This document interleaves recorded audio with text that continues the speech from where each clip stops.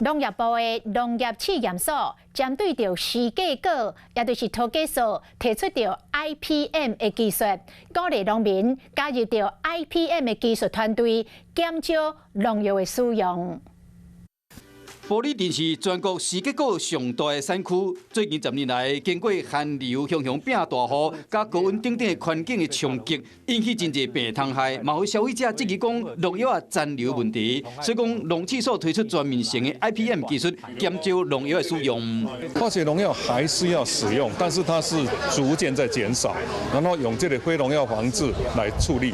还有一个重要的观念就是讲，那么用药也是讲要栽培有伊的迄个适当的时机啦。农试所整合病虫害全面性的防治技术，为栽到产房间的用药科学管理，一直到农地恢复，生产健康安全的农产品。用药把它减量，把咱这个病害控制好。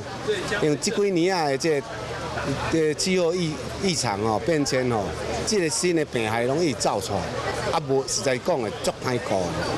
为了让更加侪时价果的农药加入 IPM 的计划，已经成立专业团队，并且定期交流，要提升农产品健康的安全品质。